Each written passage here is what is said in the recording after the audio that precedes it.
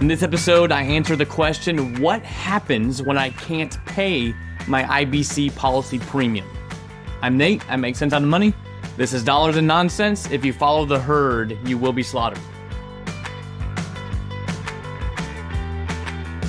All right, everyone, welcome back. Today I'm going to answer a question that's extremely common. In fact, I think every single person who has ever gone down the infinite banking concept track, the concept we teach extensively here at Living Wealth and in the podcast, Dollars and Nonsense. And inside this concept is how you use whole life insurance policies to become your own banker. And of course, we all know that in the world of whole life insurance policies, there is this thing called a premium. And it's a scary word, it's an intimidating word. And so everyone who gets involved in this movement of becoming your own banker and escaping, the traditional banking system and regime that exists, and you become your own banker and control your own capital flow and profit from it the way you should be anyway. That's the whole premise of this. It's dealing with a whole life insurance policy issued by mutual companies. And there are some very distinct concerns people have about policy premiums. One of them that underlays everything is, well, what happens, Nate, if I get a policy started, things are going well, and something changes in my life, and for whatever reason, I can't fund a policy premium one year? And that's what we're going to dive into and talk about today. I am going to use the screen just to keep notes as we go along. And the very first thing I wanted to do to answer the question of, Nate, what happens if I can't pay a premium, is I think we should eradicate a few myths about policy premiums before we move on to actually what are the options available if you can't pay a premium. And the reason I think we have to eradicate the myths is because if you happen to believe one of these, I'm going to go over 3 myths. If you happen to believe one of these myths, it actually doesn't matter how I answer the questions or what the options available to you are. And in fact, it actually doesn't even matter if you believe a myth. If you feel like a myth is true, even if you don't believe it's true, that's all that matters. Feelings are the only thing that matters in life because they are how you make decisions. So if you feel like one of these myths are true, then it actually doesn't matter how I answer the question or the different options that are available. They will not make sense to you. They will not make sense if you believe or feel like one of these myths are true. So I'm going to go ahead and dive in. There's 3 main policy premium myths that if you feel like they're true, and whether you believe it or not, they will dramatically impact whether or not you even believe that the options I'm about to tell you are true. So we have to start here. So the very first myth that is extremely common that we've hit at a lot of times on the show, but it's essentially, remember, it doesn't matter if you believe it or not, it matters how you feel. That's all that matters here. So be square with yourself on whether you feel this way. But the very first myth is that policy premiums are expenses or liabilities. The first myth that pervades really the world of IBC that many people kind of get stuck in and believing are that policy premiums are essentially expenses or liabilities. And I don't blame people for feeling this. Whenever you get started with a policy, it is true that you are setting forth with kind of an obligation to fund in the future. But remember, policies are assets on the balance sheet. I did a whole episode, one of the most powerful episodes we've done on the podcast was whenever I described how policies affect your income statement and balance sheets. So where they belong, if you misclassify policy premiums in your mind to begin with, if you misclassify where they belong on your income statement or balance sheet, it doesn't matter how I answer this question in a moment. It really doesn't. In fact, you could even know that it fits on the asset side of the column and yet feel like it's a liability or an expense. And who cares if you believe it's an asset? If you feel like policy premiums are expenses or liabilities, then it won't matter how I answer this question. You're gonna end up in a weird place, a not real place. So it's very common to believe this, partly because there is a policy premium due every year. We're dealing with the word insurance, we're dealing with the word premiums, we're just gonna put it in the boxes that we already have built for ourselves. So my car insurance premium is an expense that I pay every year, and it goes on my expense column, and if I don't pay it, I lose it. The same thing goes like my mortgage payment. The payment I make, it's a liability. Every time I make the payment, if I don't make the payment, I lose my house. And so we're used to this insurance premium, and we put it in the box of expenses and liabilities. The problem is it doesn't belong there, because policy premiums are not expenses or liabilities. An expense, anytime you pay on an expense, if you have an expense, you give somebody money, You lose the money and you get whatever the expense purchased for you. The thing about policies is that they produce cash value. So you pay a premium and it produces cash value. So you're actually just transferring money. That's why we say policies belong on the asset side of your balance sheet. They don't belong anywhere on the income statement. Premiums are not income to you, nor are they expenses for you. They belong in the asset side of the world. Assets and liabilities are transfers. So we're transferring cash into the policy through the premium mechanism. That's how you do it. And so what we're saying is not that it's not a payment or an obligation that you're making, but you can't put it in the buckets of expenses or liabilities. Normally when you pay a premium or when you pay an expense or pay for a liability, that you lose the money and you get whatever you get in exchange for the expense. So the first myth, and this is going to be very important, by the way, the first myth is premiums are not expenses or liabilities. And the reason is because if you feel like they are, then what I'm about to say to you later on of how policies can pay for themselves is going to go completely out the window. It won't even matter to you because if you get stuck here, in other words, you have to agree on this one principle, and then we're going to move on to myth number 2. The first principle you have to agree with is that when I pay a premium, it increases my cash value. Fundamentally, we have to believe that. Now, I know in the first couple of years of a policy, which we're going to get to, maybe that's not the case. But fundamentally, you have to believe whenever I pay a premium, it increases my cash value. That has to be stated. Because if I'm going to show you how a policy can fund itself, you cannot think that whenever I take money out of my policy to pay a premium, that I'm losing money. Remember, when a premium is paid, cash value increases. Remember that, believe it, and don't feel anything different than that. So remember that. Premiums are not expenses or liabilities. If premiums were expenses, then every time you paid a premium, you would lose all the money you put into it. That is an expense. Well, that's not the case here. So keep that in mind. Don't believe that myth, or else the rest of this podcast won't make any sense. That's the first one. Policies. The first myth is that policies are premiums. Premiums are expenses or liabilities. That's not true. The second common myth that falls in the same type of vein is that if I don't pay my premium, I'm going to lose my policy. There is, once again, some truth to this, but it's overplayed. And so what I mean is, it's if someone comes to me and they have $500,000 of cash value in their life insurance policy, and maybe they have a base premium of $20,000 or something like that, and so they've got $500,000 of cash value and a $20,000 base premium due, and they can't pay their base premium. The question is, if they don't pay this base premium, are they going to lose the policy and all of their $500,000 that exists in this policy? If they miss this premium payment, for whatever reason, are they going to lose all of their money?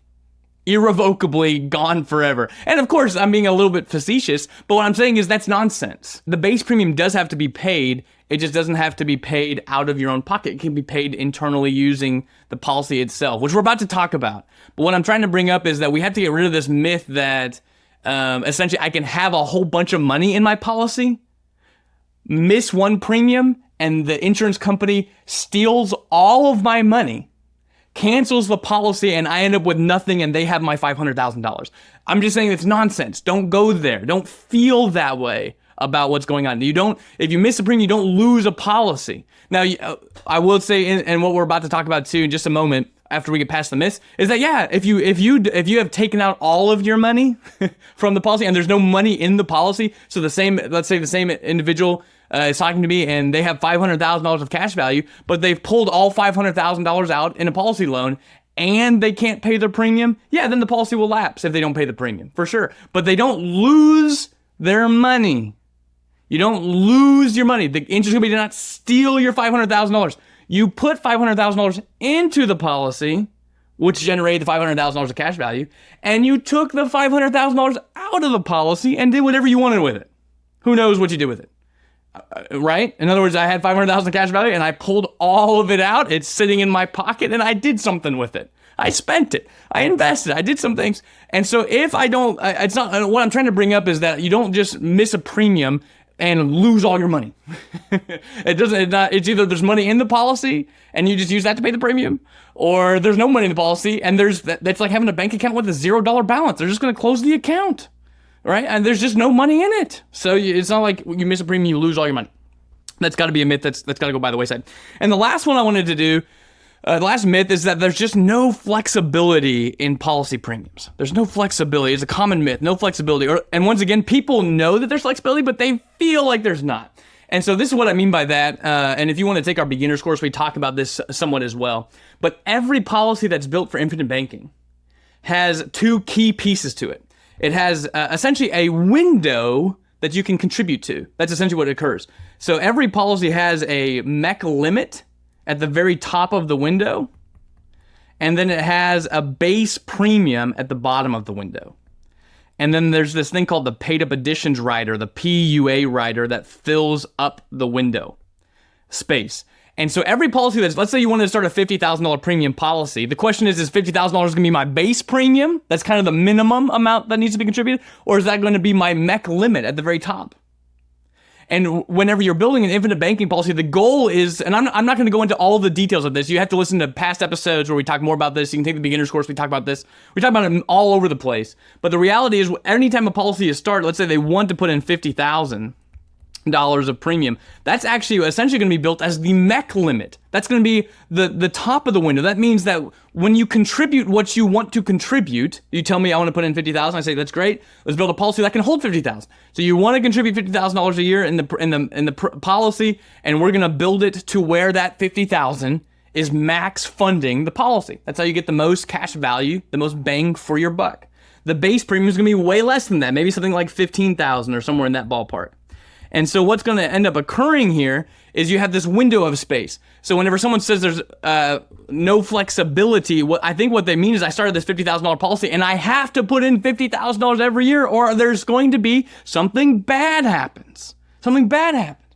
And so the first, you have to get over that myth as well, that policies are extremely flexible within the boundaries set forth by the policy itself. So you essentially have every right to pay the full 50, the MEC limit, the max out policy premium, and you can drop the paid up addition rider way down to where you end up just paying the base premium. And you can do that whenever you want. It's very flexible within its window space. So first off, the idea is, if you're saying what happens if I can't pay my premium, the question is, well, what premium are you talking about? What premium are you talking about? Are you talking about the $50,000 that you wanted to fund that maxes out the policy? You can't put in 50, maybe you can put in 30? Is that what you're talking about? Or are you talking about, I can't fund the $15,000 base premium at the very floor. I don't have any money at all. I know I wanted to put in 50 grand. I was doing well, but now I'm not doing well and I can't put in even the 15. So the question is, what number are you talking about? And there's gonna be more questions I'm gonna follow up, and then I'm gonna dive into the three areas of how policies can fund themselves. So we're going to dive into that too. But all I'm saying is even if you know there's flexibility, if you feel like there is an inflex, if you feel like if I don't max out the $50,000 that I set forth to do, that there's going to be some sort of negative consequence, it won't matter your actual options, because you feel like something is true that's not true. And so your entire, perspective is going to be flawed. And so I find that if I don't answer these myths right now, then I'm going to go present what you actually have available, and you will not understand or believe that what I'm saying is true because you believe one of these three myths. How you feel about these three things is going to greatly impact whether you even believe what I'm about to say is true or not, because if you believe one of these three myths, you're believing, and you have likely a flawed perspective that is going to kind of filter down into your rationale. How you feel is very important. So the idea is that in truth, there's a ton of flexibility. So let's go ahead and start answering the question.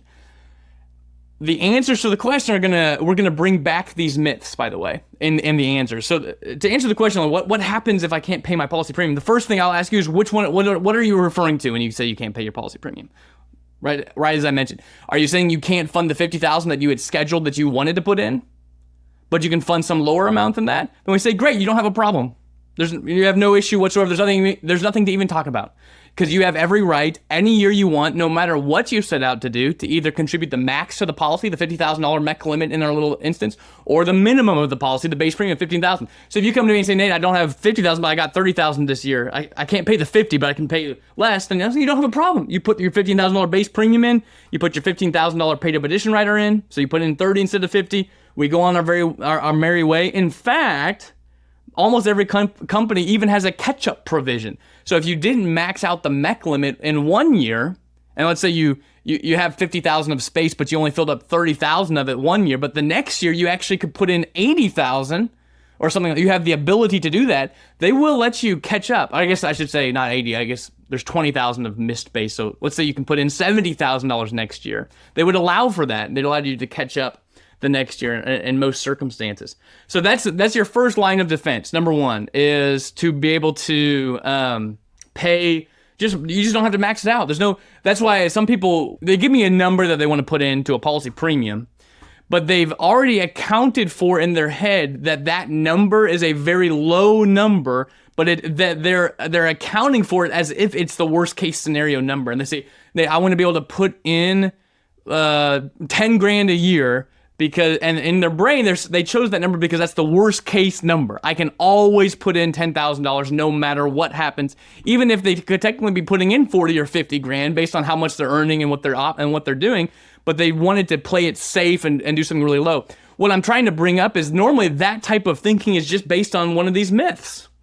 Or all three combined, where premiums are essentially expenses or liabilities. I want to keep my expenses and liabilities low. If I happen to miss, I'm going to lose my policy and all the money I put into it, and there's no flexibility. So all of these things, I feel this, so I'm going to start really low. And you can start however you want to start. I'm just saying you should start with at least with an understanding of the truth, and then decide from there. So the idea is maybe they should have had the base premium be $10,000 because they actually have the likely capability of putting in 40 grand. And so they just have a base of 10 grand and a MEC limit of 40 to allow them to actually stuff the amount of money that's likely they'll be able to put in. Normally, whenever you're getting started, the question is, well, what are we talking about? So the first option is just to not contribute the max that you wanted to contribute to. If you had a $50,000 MEC limit and you wanted to put it in and you thought you could put it in and something changed and you can only put in a piece of it, well, just pay less paid up addition rider. There's no penalty for that. There's not even a negative consequence. The only negative consequence is just simply you have less money growing in the policy than if you had put in all the money. It's what's called opportunity cost, which is kind of nonsensical in this because you didn't have the money to do it. The next thing to do is, let's say you get to that point, you're like, Nate, I can't even really fund the $15,000 base right now. And let's say that they had been paying this on an annual basis. So they had an annual premium. They were just writing one check a year. And they say, Nate, I can't put in my $15,000 base premium.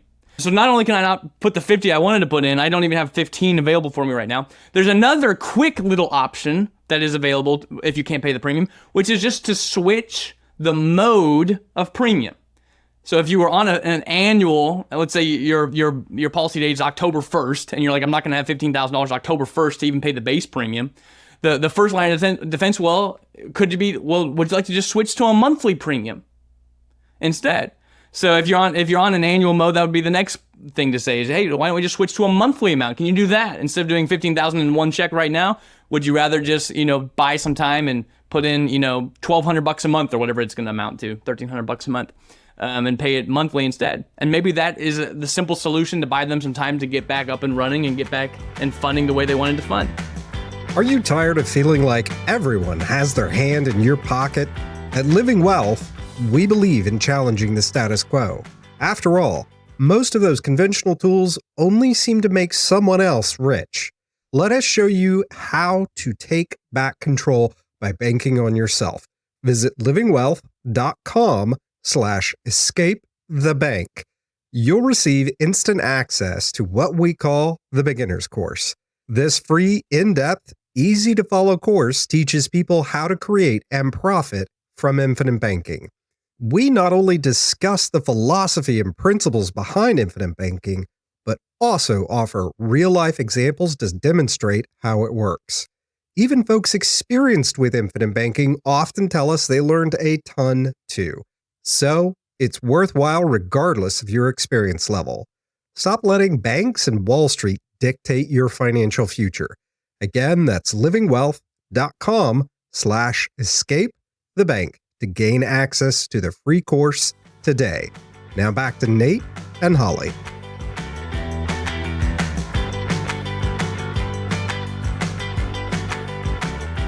The next thing I'm going to dive into is actually the fact that there are 3 ways that a policy can fund itself. To where, okay, you come to me and it's a little bit of a different question. You come to me and you say, Nate, I can't fund the policy right now at all, and I'm going to need some time to fund it again. Or maybe that means I just don't want to fund it ever again. So if you've seen examples, maybe in Nelson Nash's book or in our beginner's course online or just various places around in the IBC community, you'll notice that policies, once they're properly capitalized, can actually fund themselves without you ever contributing any more money to them.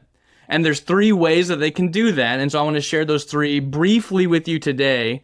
And I'm also going to reference, we have a recorded webinar where I dove into great detail on those 3 ways that a policy can fund themselves. And so we actually pulled up real policies and showed the numbers. I'm not gonna be able to do that today. But you can, if you want to go in deeper, you can go into the video. Let's kind of change the question a little bit to say, can a policy pay for itself?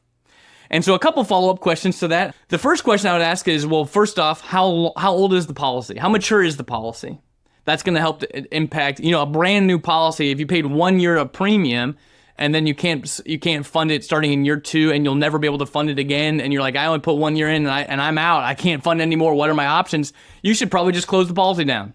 I mean, like, if you're saying I only put 1 premium in and I'll never be able to fund ever again and I want to turn the premium off completely for forever, the answer to that's going to be different than what I'm about to say here. But in this example, we're going to assume you've paid a few years of premiums. And I'm going to assume a few things. So, a couple answers to this are, they're going to be nuanced response is all I'm going to say, where some of this will have to do with how old the policy is, how mature it is. And the second thing is, does it have any cash value? Remember, a policy can pay for itself and do a lot of things if it has some cash value. But if we go back to that scenario where the guy's got a $20,000 base premium that he can't fund and $500,000 of cash value, but he's borrowed all $500,000 from the policy, it's like having a bank account with $0 in it. You have no money. There's no money in it. The asset doesn't exist with no money. There's no money in this thing. So if you don't pay the premium, then yeah, you don't have the policy anymore. The policy lapses and it's over, but it's not like they took your money. There's no money there. You took it all out. You moved $500,000 in and then you moved it right back out, put it back in your pocket and did something with it. So yeah, there's no money in the policy. If you don't pay the premium, the policy lapses, just like banks close down bank accounts if you have $0 balance in them. The same thing is going to occur in a policy. But what I'm saying is, if you have cash value and the policy is mature, these are the 3 ways a policy can pay for itself. So the first line of defense, if you come to me and say, Nate, we're in a tight spot and we need the policy to pay for itself, the first option is just to simply use a policy loan. In fact, most companies have what they call an APL, the automatic premium loan, kind of just built into the policy, which means that if we'll go use our guy and say there's $500,000 of cash value in his policy and a $20,000 base premium comes due and he doesn't have the premium dollars sitting around in a bank account, under most policy scenarios, it's already built in to do this thing called APL, which means if we pass like the 30-day grace period after the anniversary date, the policy will just automatically take a policy loan to pay for the premium. Here's where it gets fun, and if you want to know the details on this with real policies, go watch the recorded webinar that I actually pulled up real policy scenarios for these 3 events. But the reality is, here's the idea. What's going to happen to this guy's policy if it pays for itself? If you believed or felt like one of those 3 myths was true, that premiums are expenses and liabilities, I'm going to have some sort of lose my policy or some sort of negative side effect and there's no flexibility, it's going to really mess you up, especially the first one, premiums are expenses or liabilities. A lot of times, if people are going to assume if I take a policy loan out of the policy, I'm going to have less money than I did the day before. So the idea is this: if I had $500,000 of cash value in my policy and I need to take a policy loan to pay a $20,000 premium, then really what I'm going to end up having in our theoretical example, this is not true, by the way, but this is what almost everyone feels like what is true, is that they're going to end up with $500,000 of cash value with a $20,000 loan balance. And so they're going to end up with $480,000 of net cash value. And they're going to feel that if I have the policy, take a policy loan to pay the premium, I'm going to end up losing $20,000. This is not true. It's not how this works. You only think that because you believe that premiums are expenses. If you still feel that they are expenses, then I'm going to answer the question and tell you what actually happens, but you won't believe me and you will struggle to understand something that is actually very simple. So here we go. I'm going to do my best. And I'm actually not trying to be impatient or sound, upset or anything. It's just, I've been doing this for so long, and it's just so common that I feel like I'm talking to like a brick wall. Like it's just bouncing back sometimes because people believe the myths. I tell them that they're myths, and I tell them the truth, and they don't believe me, and they have a really hard time understanding what I'm about to say because they believe the myth. So here's actually what happens when you do the automatic premium loan. So first off, we're making some assumptions. Just really quick, we're making some assumptions. First off, we're assuming that this guy has cash value, right? We're assuming he's got $500,000 of cash value, unencumbered. Or we could do any number. We could do 100,000. I mean, I don't care the number. We could do 50,000. It doesn't matter what the number is. I'm just saying we're assuming that there's cash value, right? Because if there is no cash value, then you can't borrow against a cash value that you don't have anymore because you've already borrowed out all the money that existed. So we're making some assumptions that there is money to be used. And we're also assuming that the policy is a few years old. You can actually do this option even the policy is not a few years old. It just looks a little bit different because early on in a policy, the base premium piece of the policy doesn't produce cash value typically in years 1 and 2. It starts producing cash value in year 3. So we're kind of assuming in this scenario I'm about to present that we're like in year 3 or beyond, somewhere along that part of the policy life. So we've got our $500,000 of cash value and a premium comes due. And we're going to borrow $20,000 from the policy in a loan balance. So now the policy is going to have a $20,000 loan balance and it has $500,000 of cash value. But what was the loan balance created for? It was created to pay a premium. What is going to happen in this policy if it's a few years old? What's going to happen when the premium is paid? The policy's cash value is going to increase. So we had $500,000 of cash value before we paid a premium. We just paid the $20,000 premium. And the policy is a few years old, so the base even the base portion is going into the cash value of the policy. So at the end of the day, what we're actually going to have is a $520,000 of cash value with a $20,000 loan balance. So here we are. Is this confusing? I really hope not. What we've done is we had $500,000 of cash value.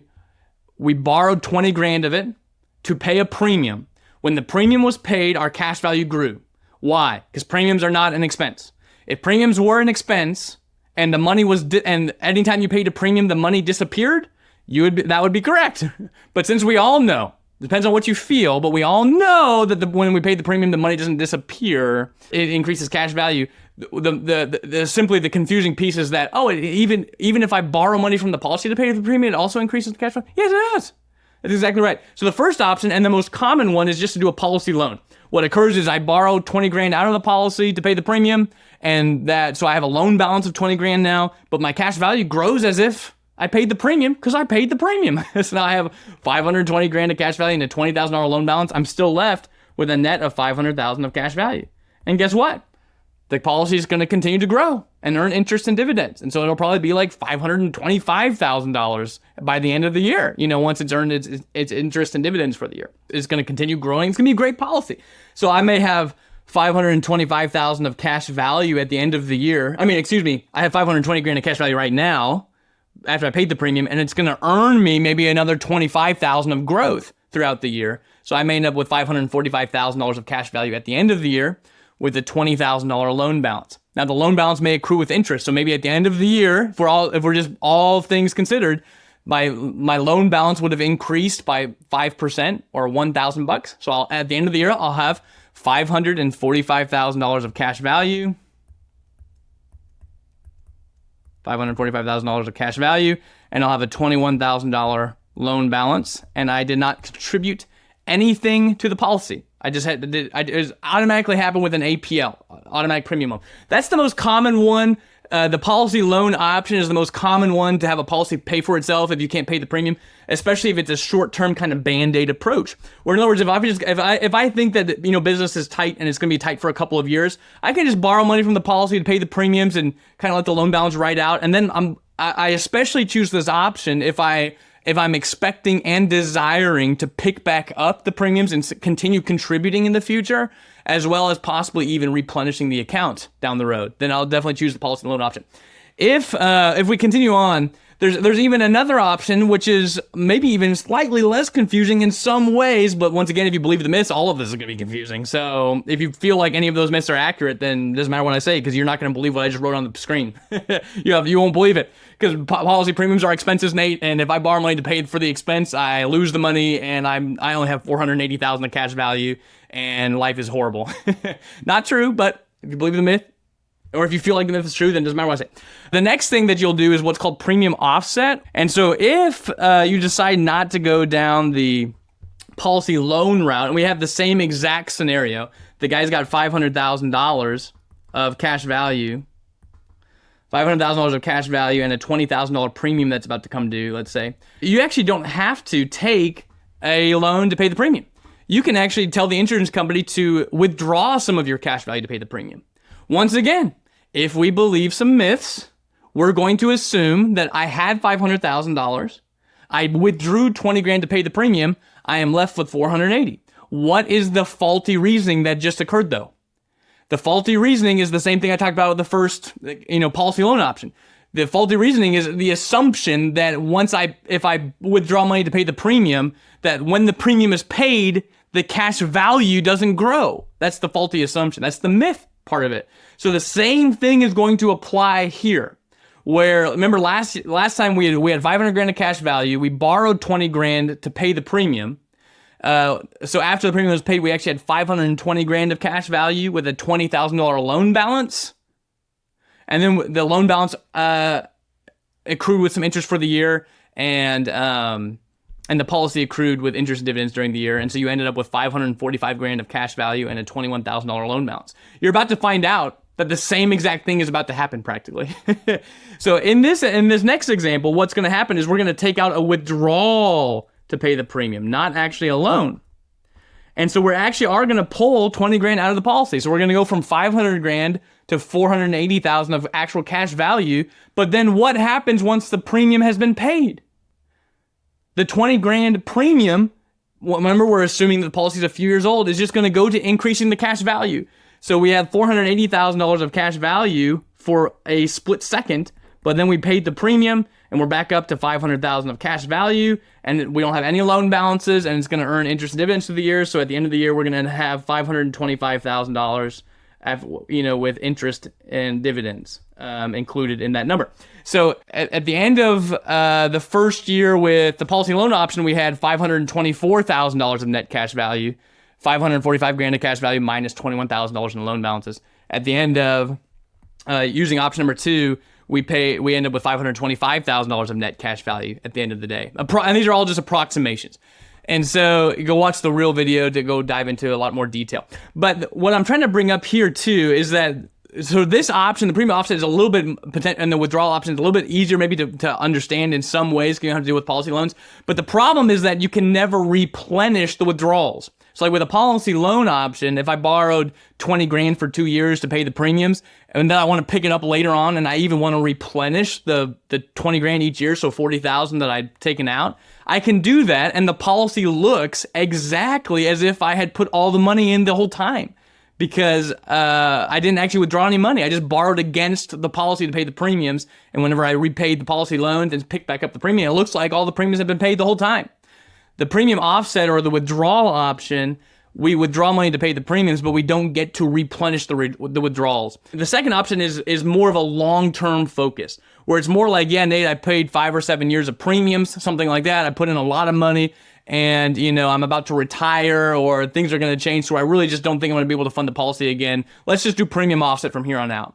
And so what's going to happen is every year the policy is going to take out 20 grand and a withdrawal, and it's going to pay the premium with that, which boosts the cash value. It's going to continue earning interest and dividends and growing throughout time, over the course of time. And so that would be a more of a long-term approach, where you would choose this option if you were pretty sure you weren't going to pick back up the policy premiums and you weren't going to replenish any of the amounts you missed. So the policy loan option is premier for like a short-term little band-aid, cover up.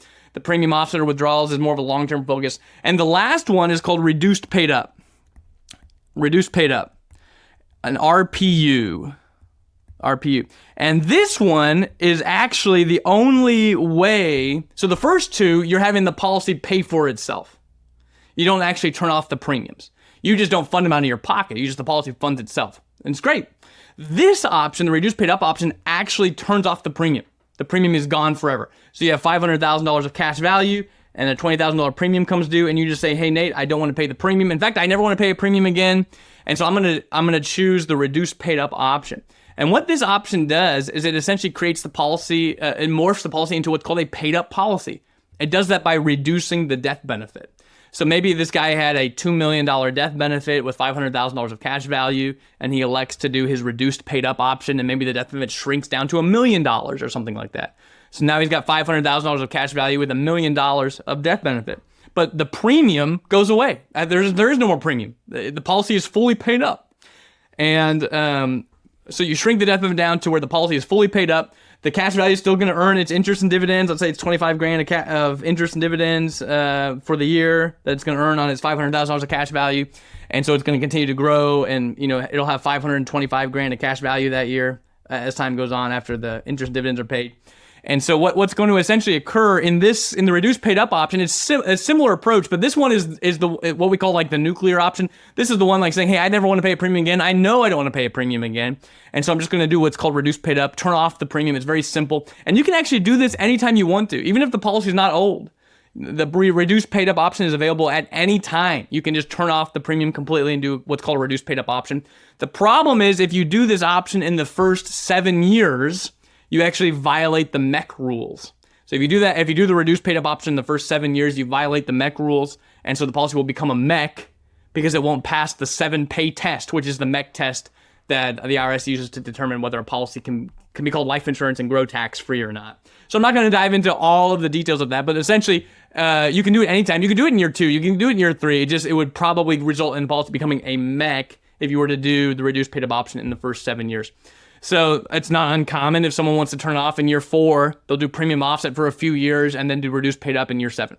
It'd be a very common approach. But what I'm saying is there are, and I'm wrapping up. If you wanted to learn even more about just how they can pay for themselves and fund themselves, I'd point you to that resource. But essentially, to sum it all up, there's a lot of myths out there about policy premiums. We've tackled them over and over and over again. If you believe or at least feel like the myths are true, it doesn't matter what I say on the actual policy paying for itself stage, because you won't even be able to comprehend it because you're feeling like a myth is true. But the idea is that a policy can pay for itself. The policy has essentially 3 ways it can pay for itself: either the policy loan option, the premium offset, or the withdrawal option, and the reduced paid up. You can choose any of these at any given moment in time. Of course, they all assume that there's some cash value in there. In other words, if you had borrowed all the money out and you can't pay the premium, yeah, the policy will lapse. But it's not like you're losing money. You just took out all the money that was in there. It's not like they're confiscating money.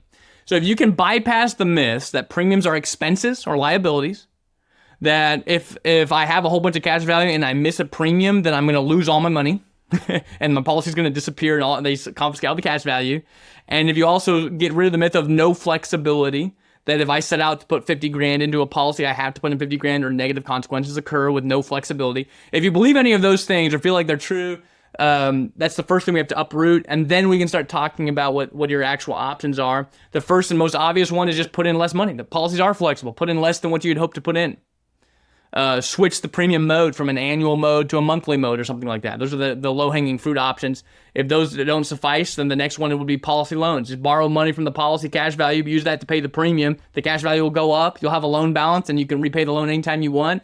The policy will look as if it was paid the whole time. It's a great short-term option. The premium offset's more of a longer-term focus, and the reduced paid up actually turns off the premium completely. You have every right to do that anytime you want. So I know we've been here for a long time. It's been real fun. I said, answering this, one of the most common questions. I hope I've alleviated some anxieties about this. You have to be wise with premiums. Like whenever you're going into policies, you have to be wise with it. You don't want to overextend yourself.